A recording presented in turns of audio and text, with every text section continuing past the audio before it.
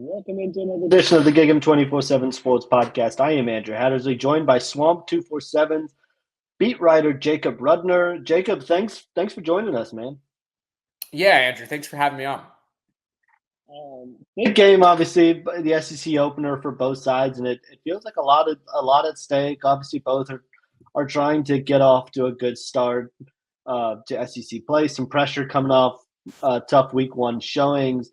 We were talking before we went on the air, and it was where I was going to start originally. Kind of feels like the mood around this Florida program right now has a lot of pressure on the A&M fans. Kind of know this all too well from where they were the past couple of years with Jimbo Fisher. So what is kind of the mood around Gainesville right now amongst beat writers, and how important is this game to Billy Napier? Yeah, I mean, I think it's safe to say at this point that the mood is pretty tense around Gainesville. That season opener against Miami put a bad taste in a lot of people's mouths. Florida got blown out in an important rivalry.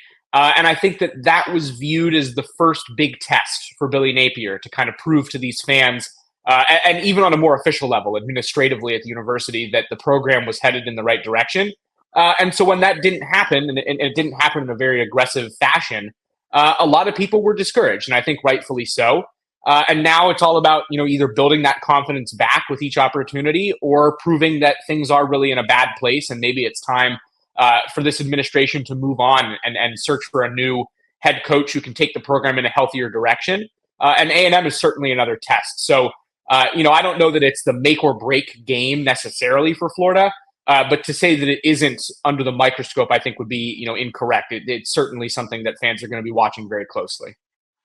No doubt. Obviously, a lot of discussion this week about the quarterback position. Graham Mertz obviously expected, looks like, to come back from missing last week with a concussion. DJ Lagway goes out and has a great performance against Samford. How do you see this kind of playing out, and what have been kind of your impressions of both cornerbacks so far? Yeah, I mean, I'll start with DJ Lagway, who I think Texas A&M fans are plenty familiar with over the course of the last year, just with that late recruiting push that the Aggies made for him. He is so phenomenal, and I think that a lot of people knew that. But when he finally got to make his first start, and it was against an FCS team, so don't get me wrong, there's a lot of room to still, prove himself. But when a player is as spectacular as DJ Lagway was in that game, I don't necessarily think that the competition level matters as much. It was just apparent how talented this guy is. His arm talent is off the charts. His athleticism is really special. He's built like a linebacker, and all of that kind of came together in that first game. So I'm very impressed with him. And then I would say with Graham Mertz, he's still the operator and the senior leader. And I think it's interesting to me.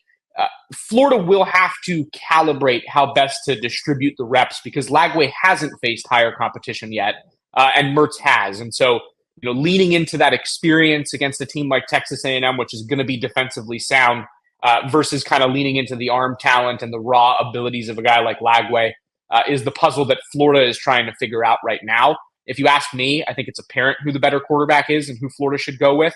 But it's pretty clear right now that they haven't made a decision, and they're going to use both guys.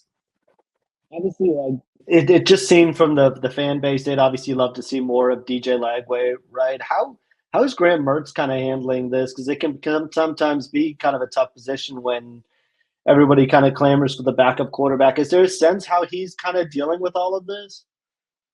Yeah, I mean, I think that the one thing that Florida definitely has going for it right now is that there is a lot of respect between Graham Mertz and DJ Lagway. And Lagway made that pretty clear this past weekend on Saturday. He actually said, and I can read the quote right here, "Graham is the best thing that could ever happen to me. Him being here, just learning from a veteran player. It's been amazing to learn and see how to do things right. He's a true professional, and that's what I want to be when I get older." So I don't think that there is a sense of animosity or jealousy from DJ Lagway. It sounds like there really is kind of this mentor-mentee vibe between the two of them, and they're going to work through it no matter what the coaching staff decides. You can just sense like the leadership in that quote too. Just kind of a mature answer from a guy who's only been in college for a little bit. A&M, staying on the offensive side, A&M has had issues stopping the run through the first 2 weeks, and Mike Elko was pretty clear about that earlier this week. What are they going up against this week with Montrell Johnson, and how do you think they might try to exploit A&M or test A&M in the running game? Yeah, Florida's been reasonably successful so far this season outside the tackles. Its biggest run of the year was a 71-yard rush from Johnson against Miami. That was a play where the guards pulled and Florida was able to get outside and then pick up chunk yardage. The reality, however, is that as talented as Florida's running back room is, and throughout the preseason, one thing that Florida fans were very well aware of was that this was a really good running back room.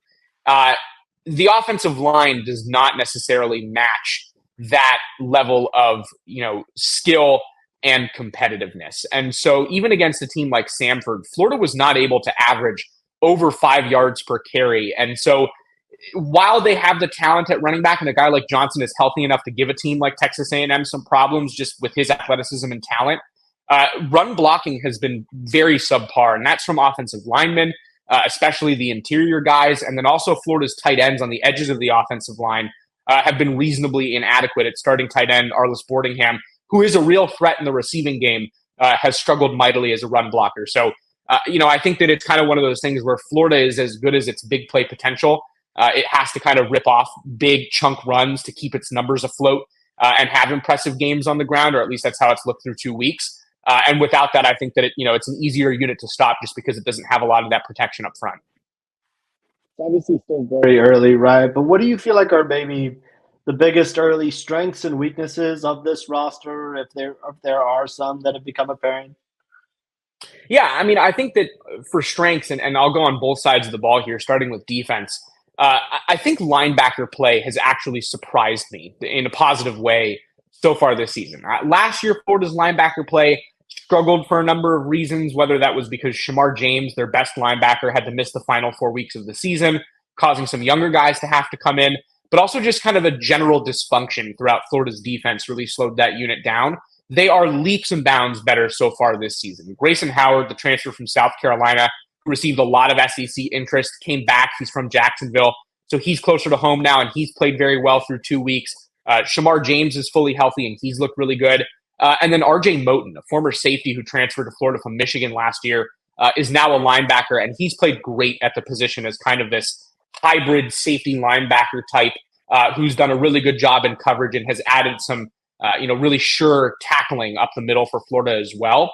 I would say that the nose tackle position has also been a quiet positive for the Gators, especially against the run. Cameron Jackson has taken a step forward. Desmond Watson has taken a step forward. And then true freshman Mekhi Barrow, at 350 pounds, 6'5", big man up the middle, has been really good in limited reps. So those are probably my two biggest positive surprises. And then I mentioned it a second ago, but the easiest negative to pick on with this team has been its offensive line play. Run blocking has been very poor outside of basically just one play through 2 weeks so far this season. And pass protection has not been very good either. Florida really struggled with that against Miami. And then again, against Samford even, there were several plays where DJ Lagley was forced to move around in the pocket and utilize his athleticism to avoid the rush and still make plays. So that's a major problem for Florida right now. They're still allegedly trying to figure out who the best starting five are 2 weeks into the season. So that's a unit of major concern for sure. Obviously, Jay Bateman is a guy that Florida is very familiar with, having been to DC there. Do you anticipate there could be a little bit of a chess match between Napier and Jay Bateman, and how are they kind of approaching that matchup? Yeah, I mean, you don't have to take my word for it. Billy Napier said exactly that it is going to be a chess match between him and Jay Bateman in this game. They are very familiar with each other, of course. There was a lot of respect between those two guys. When Bateman was here, I think he was viewed as one of the more experienced, sagely coaches on the staff who other guys were able to go to for overall defensive advice. This isn't his first coordinator job, of course. So he's kind of been there, and Florida leaned on that throughout his time in Gainesville. But also, of course, he's become intimately familiar with how Florida's offense operates. I think one of the knocks against Billy Napier over the last 2 years or so is that his offense is reasonably simplistic and somewhat predictable. It certainly was against Miami. And so you bring in a guy like Jay Bateman to the mix, and Florida's offense is kind of predicated on 6 plays. And Bateman knows all of them. He's seen them operate. He's seen it operate with Graham Mertz, who seems to be kind of in the position right now to handle the majority of the reps under center. And so I think Florida will need to change things up to be successful in this game, whether that's, changing things up schematically and their play calling tendencies, or they do now have this option in DJ Lagway to put into the game and kind of change pace in a way that Bateman really didn't get to see. And I think that that's probably the most interesting thing about this dynamic between Bateman and Napier, is that he hasn't really coached against, even in Florida practices, a guy like Lagway with his skill set and how Florida plans to use him. So there are multiple chess pieces that I think both teams are going to be able to employ, and it will be interesting, I think, to see how that kind of shakes out. We'll get you out on this. If Florida is going to come out with a win this weekend, what do you feel like they need to do to win this game? Yeah, Andrew, I have two keys to the game written down. I had a feeling that this was going to be a question, and I think that the first is to play DJ Lagway to the max. And I think that sounds kind of obvious, but it bears mention as many times as possible. This is a generational talent of a quarterback, and I have a lot of confidence that he can bring an element to Florida's offense that it otherwise doesn't really have. And it needs that spark because of, like we just talked about, offensive line play has not been up to par. And so you bring in a guy who can run around and extend plays and kind of add this, level of it just is a challenge that he brings to the table that I don't think Graham Mertz does. And Florida really needs that kind of spark right now. So that's the first thing. And then the second key is that offensive line. If Florida can offer some semblance of run blocking in this game and allow Montrell Johnson to establish himself, like you said, it's no secret that A&M has struggled to open the year when it comes to stopping the run. And if they can establish that in this game, I do think that it'll help them regardless of who's at quarterback, but certainly so if it's Lagway. Jacob, always appreciate it, man. I think this is our second time doing this, and always great insight, and I appreciate you taking a few minutes. I appreciate you having me as always, Andrew.